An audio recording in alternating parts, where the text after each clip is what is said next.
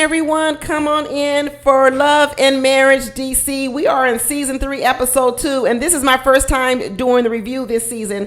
I did a couple of episodes last season, but this is the first time doing it this season. And let me tell you, I was cautious. I was being cautious.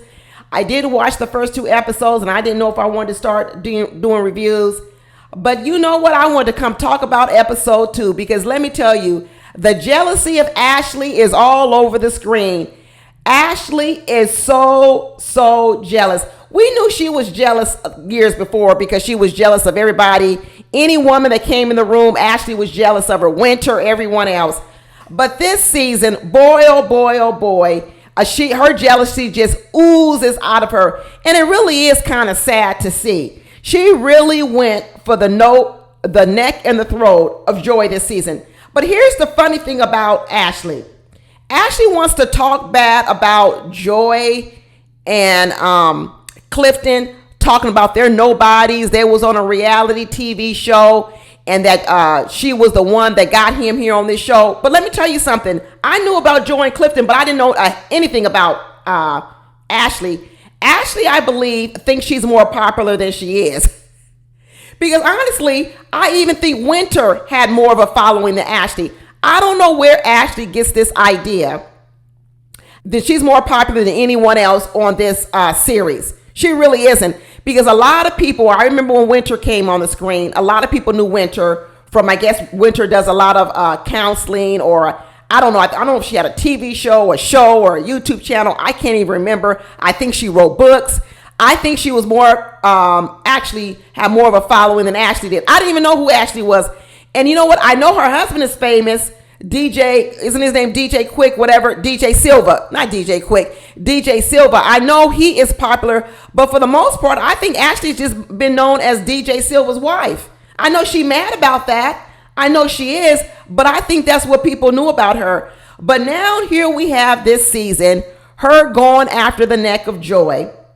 And her little jokes about Joy aren't even landing. First of all, she calls Joy with her faux locks. That ain't even a joke. Everybody wear faux locks. How was that funny? Is that supposed to be a dig, Ashley? Ashley got on full-on lace front wigs, and she's over here trying to put down Joy because she's got faux locks. What's the difference, Ashley? You got faux hair. Ashley's in denial. Ashley is so jealous. She is so high schoolish. And you know what? She should be jealous because when I look at Winter on the screen, when I look at Joy on the screen, all of their scenes are way more interesting than Ashley's. Let me tell it again. When I look at Winter on the screen with her new man, Yusef, which I'm loving to see their bond forming. I'm loving to see their relationship forming. I'm really loving it. I'm loving to see how Joy and Clifton have navigated and moved into married life from Ready to Love. I like it. I like their scenes. I even like the scenes between Arana and her husband, Big Jamie. I like to see the dynamics with little Jamie, Big Jamie, all the drama going on in Arana's family. I think it brings something interesting in terms of family dynamics. I love the fact that she has a son that is blind and showing how she loves on her son, how they navigate that. What do we see about Ashley? Nothing. All Ashley scenes are about her running around, being mad at the women because the women don't bow down to her and she's not number one. She's over here running and screaming at Arana because Arana went and checked on Ashley before she came and checked on her. Ashley is a little girl in high school stuck. And her real problem, you ever meet a person that's happy but not happy? They're happy because they know they should be happy. They got a lot of good things in life. Their family is good. Their kids are good. Their money is good. They're happy, but they're really unhappy. They're unhappy. They're unhappy even with the stuff they should be happy with. That's Ashley. Because Ashley wants to be a star. Ashley wants to be the number one. And for most of her life, even as a housewife, the wife of DJ Silva, that's what she is. She's the wife of DJ Silva. He gets all the attention. He gets all the accolades. He's the one that's getting them into all the parties, not her. And what she thought was she was going to have this television show and she was going to become the star. And what's happening is she's not the star. So now she's upset again. What is there to Ashley to like? Really, what's interesting? What's interesting going on in Ashley's life that you say, hey, I can't wait to come back next week and hear what Ashley's got to say? Nothing new, nothing interesting. All she brings is strife and pettiness. Pettiness. She want to call Joy and Clifton the Petties because that's their last name. Ashley epitomizes petty. She's petty, she's high schoolish, she's boring, and she's jealous because everybody on here is outshining her. Everyone else on here has something interesting to talk about that doesn't involve strife. But Ashley's only thing that she thinks is interesting is for her causing strife. She did it when Monique was on the show. She did it last year with different people, with Winter. She tried to do it with Winter. Now I notice Winter don't even film with Ashley. Winter scenes are all separate from Ashley because Ashley likes drama and she thinks that's what's interesting.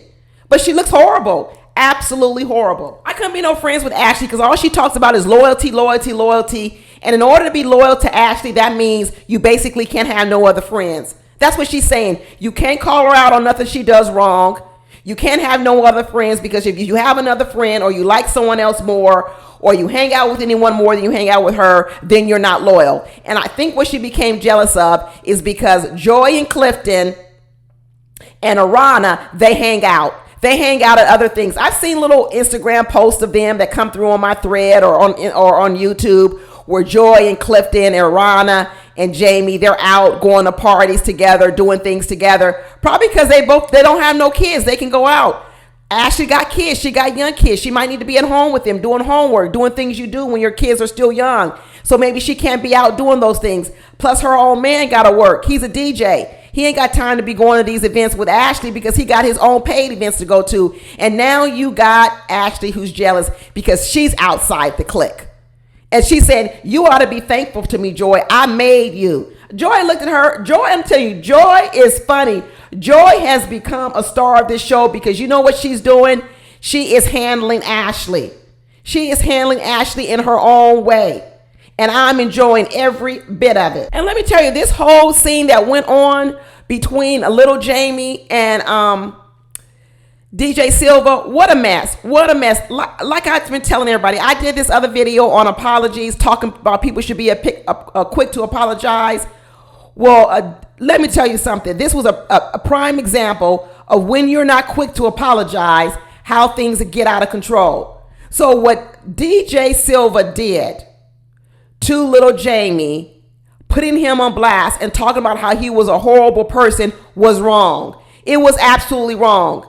And I don't care if Big Jamie said it about his own son. I don't care if Arana has said it about her own son. Even if they're wrong, it's still their son. It's still their family. But then for DJ Silva to then say the same thing, repeat it, and then blame his words on the mother and father, that's wrong. That's some gaslighting.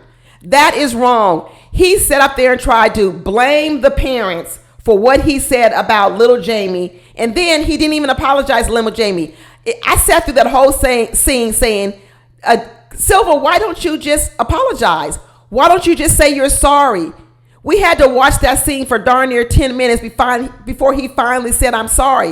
Why not just say, I'm sorry? Why is your pride and ego so big? Why can't you just say you're sorry to little Jamie? That's all little Jamie wanted to hear. That's it. That's all he wanted to hear. But DJ Silva talking about he's the uncle, he's the big one. Well, then be the big one and apologize first. You are still requiring that little Jamie apologize to you first. Sure, little Jamie could owe you an apology for what he did on social media, taking it to social media. But if you're the uncle and you talking about you want to be the leader, then lead in the apology. Lead in the apology and usher in the apology from him on the back end of doing it on social media. But in the end, you know who had to apologize first? Little Jamie had to apologize first for going to social media, and then a DJ Silva came out with the apology. That don't make you a leader. That makes you a follower. When you can't do nothing until the other person does something, you're not a leader. You're a follower. You follow the lead of the other person. He was screaming and yelling and cussing at little Jamie, and little Jamie was like, why are you cussing at me? I love the way little Jamie stayed calm. He might have been high. That might be why he stayed calm, but he might have been high, but so what? He stayed calm, and it was DJ Silva over there acting a fool, yelling and screaming. They two peas in a pod. DJ Silva and his wife are two peas in the pod. I can imagine their arguments. I know they screaming and yelling up in that house with both people who got that stubborn personality that don't want to admit when they're wrong, don't know how to apologize, want to be number one. Good Lord. I know they be going at it in their house. But Ashley's jealous. She over here calling Joy faux lock. She called her a karaoke wife. At least she had a career. At least she had a gig in Mexico and different places singing. So what? What do you do, Ashley? This is what's so horrible about it. Why is she attacking Joy for Joy's career? It's a career, but you calling her a karaoke wife? You calling her with faux locks? She thinks she hiding her jealousy, but she ain't hiding. It's clear and on front display. But I see a problem brewing. I do see a problem brewing with this little throuple they got going on with Carmen, Clifton, and Joy. This is going to be a problem. You already saw that little nasty remark from Joy when she started talking about, well, yeah, Carmen does get things done, and the throuple does push you to success. I saw that little underlining little nastiness from Joy coming out. She tolerating Carmen and this little thing going on with Carmen and Clifton. But I see a moment where it's going to boil up and Joy might have to do a snapback on Carmen. I know they're good friends now, and maybe Joy don't want to upset the apple cart because she knows that Clifton appreciates Carmen's friendship. But Carmen be inflaming the situation. Carmen is a flirt. We remember her from Love and Marriage. I mean, not Love and Marriage, from Ready to Love. She is a big flirt with all men, period. It oozes out of her. It really does. Do I think she wants Clifton? No, I don't think she wants Clifton. But I think sometimes her comments and her behavior is inappropriate. I do. I think she's requiring too much from Joy. I do. And I think there could be a moment when it's not funny for Joy anymore. It's not fun for Joy anymore. She doesn't like it. And I don't think Joy wants to come off as insecure, so she's tolerating it. But there may come off a time where she feels like it borders over into the world of disrespect. I think it could. I can see it coming. I can see where Carmen's behavior can start to venture over into the world of disrespect, and that might get Joy mad. See, Joy is a whole wife now. Before, Joy was just a girlfriend. Then she was a fiance. And even though she met Clifton at the same time Carmen does, maybe Carmen thinks, well, I got just as much footing in this relationship as you do, Joy, because we met him at the same time. No. We might have met at the same time, but I have been twice promoted. 3 times promoted. The first time I got promoted was to girlfriend. You didn't get promoted to girlfriend. You were as you were. Then I got promoted to fiance. Okay, second promotion. And now I got promoted to wife. This is like you joining a company at the same time with someone else, but they stayed here at the base level, but you done risen up the ranks, and now you a senior VP. And somehow or another, they think that they're still on your level in terms of corporate wise. No, you're not. I'm the wife now. I get more privileges. I get more consideration. I get more, period. Period. Yes, my benefits are better than yours, Carmen. And pretty soon, I believe Joy is going to have to flex on Carmen. I do. Because right now, I believe Carmen is pushing the envelope a little bit too much. I really, really do. And I don't think this little love fest, this throuple, is going to last long before Joy comes out and says something. Right now, you can see it already brewing in her, but it's coming out as nice, nasty. It's coming out as passive aggressive. But pretty soon, it's going to come all the way out as aggressive. And Mr. Clifton, he's going to have a problem on his hand. He's going to have more than a bad back.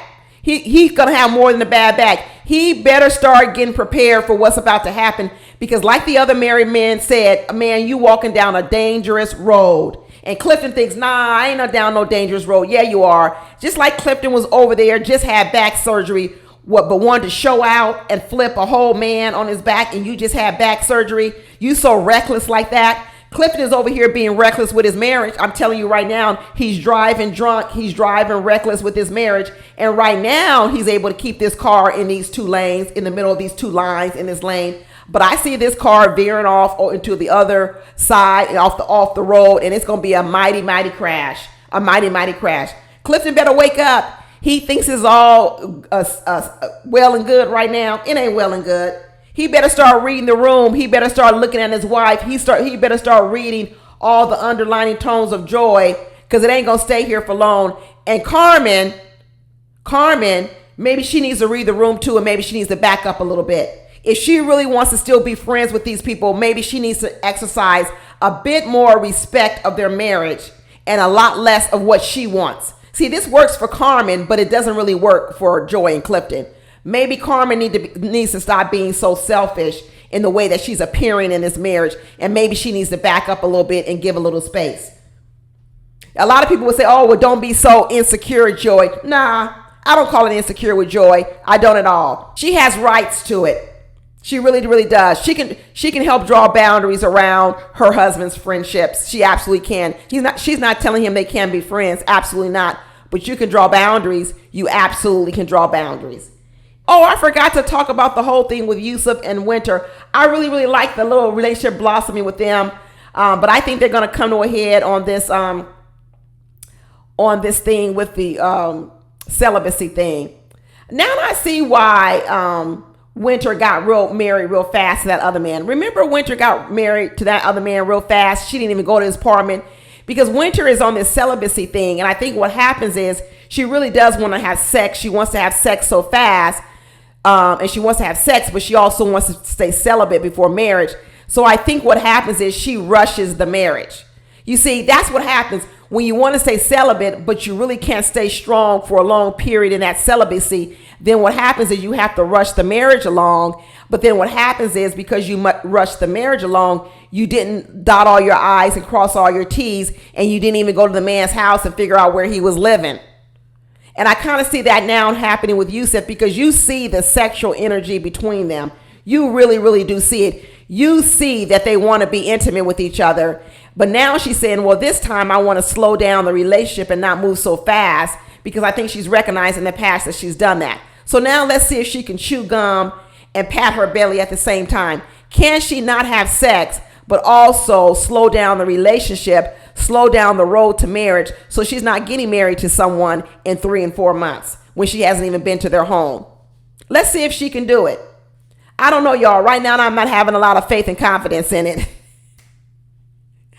But we'll see. Yusuf said he's going to stand strong. We'll see if he can. We'll see if she can. But like I said, I'm enjoying seeing their bond grow. I'm love seeing their relationship grow. And I hope it does grow. I really, really do. Anyway, that's it, y'all. If you haven't watched my video on the exit interview that I did with Little Black Book with Lamar from Ready to Love, be sure to check it out. I'm going to leave the link here. And I'm going to start trying to do review recaps of Love and Marriage DC each week because so far I am liking it. But that's it, y'all. I will talk to you later. Okay, bye.